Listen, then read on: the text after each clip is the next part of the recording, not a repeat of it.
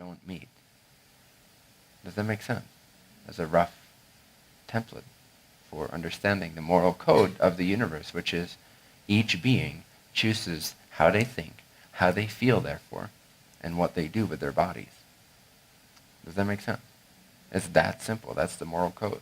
If you can respect that free will in other beings and let go of the belief that we're often taught from lack that says that I need to deprive someone else of their free will and what they desire in order to achieve my free will and what I desire. That's the core mistake of any murderer, rapist, thief, whatever you will. It is the idea that they cannot empower themselves, that they cannot think and feel and do what they want to think, feel, and do without other people sacrificing some of their own desires. As long as you have that clear, again, like I said, you're free to roam this planet like Adam and Eve and do whatever the hell you desire, whatever the heaven you desire. Apologies.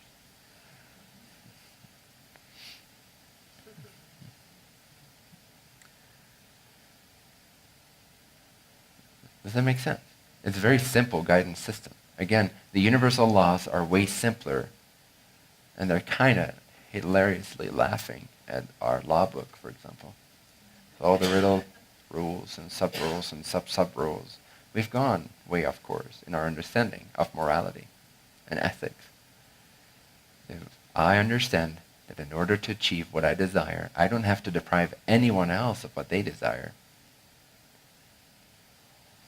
we're good to go. Now, in circumstances where someone expects you to do a certain thing in order to please their well-being, that's another thing. You're not depriving them of what they desire. They are depriving them of what they desire by having negative definitions of you doing something that they don't want you to do. That has essentially nothing to do with their well-being. They could still be choosing different perspectives, but they are insistent, as are you, as am I, in our own ways, because that's how we are trained to think and feel, that we are right, this is right, and this is wrong. Instead of right and wrong, let's feel into feeling good or feeling bad. Do I feel bad about this situation? If so, I must not be seeing it correctly. I must not be seeing all the options. I must not be seeing the abundance behind it, the freedom behind it, the creativity that's at play here. I must be limited in my perspective. That's why it feels bad.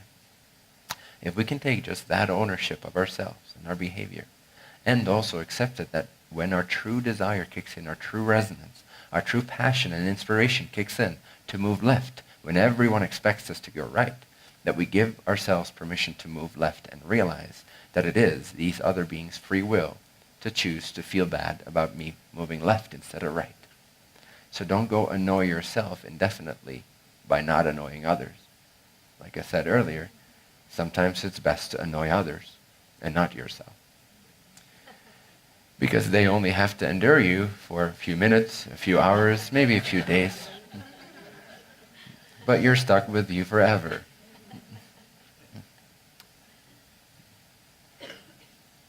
When you realize that, when everyone realizes that, suddenly it becomes fun to become reckless, in a sense, to become a little freer, wilder with each other. Then communion and friendship can start to take on a different shape. It can become not as contrived and sickly as it is today for many people. It can be filled with unconditional love instead of all these conditions placed upon each other's well-being. If you do this, I'll feel bad. Oh, okay, I won't do this then. In the meantime, you're growing a cancer or a tumor in your brain because you're not listening to your resonance long enough. Great, that's great friendship. I want you to grow a tumor in your brain because I don't like the way I think when you step left instead of right. Thank you for your friendship.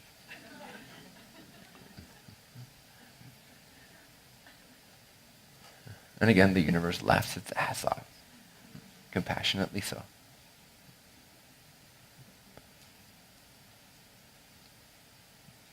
Let others be free, and let yourself be free. And it'll be magnificent. It will naturally rewrite the whole law system and moral code of mankind. It will become freedom-based instead of enslavement-based. It'll become empowerment-based, realizing each being for themselves that they are in full control of how they feel and what they're able to create in their lives. It will no longer be tied to other people. Untie yourself from everyone else, whether it's your partner, your best friend, your spiritual community, your teacher, perhaps, your mother, your father, your son, your daughter. I know it's hard when it comes to those intimate relationships, but do your best, because those can become the most enslaving, the most rigid, the most non-loving. The more agreements that you have with a person to please each other's state of being, the less freedom and love there actually is, the less trust there is in that relationship. That's often what we seek out of a relationship, no? It's that security.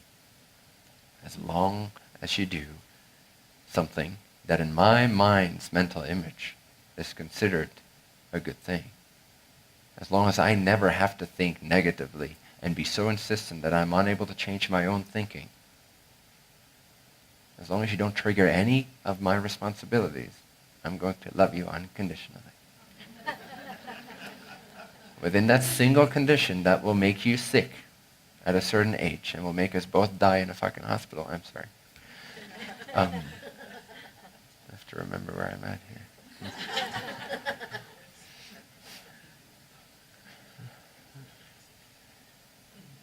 And that's what we call, the perfect romantic movie. It's like, oh, that's what I want. Oh, I'm going to be so safe. I'm going to experience so much love. Oh, we're going to love each other so fully. I'm going to deprive you of your theme in life. And you're going to deprive me of my mission in life. And together we'll be happy forever. Tumors everywhere in abundance. Gallbladder infections. But it's all because of other things. We got sick because of other things. And then we'll support each other in our victimhood. And we'll start voting against certain people and for certain other people. And we'll start blaming the government.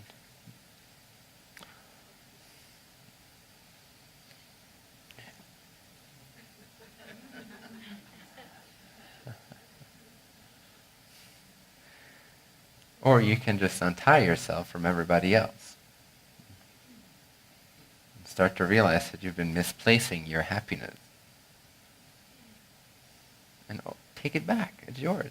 Nobody else is waiting for you to do so. If you don't feel good all the time, you're misplacing your well-being with someone else, in most cases. That's the cause for most people's lack of alignment, is because they create many, many ties to other people. Even if you're all by yourself and you're not in a relationship of any kind, really, and you hardly ever see your parents, or maybe they're dead, you might still be giving away power to the ideas that these relationships left you with. Untie yourself. This is a free universe. You are a free being.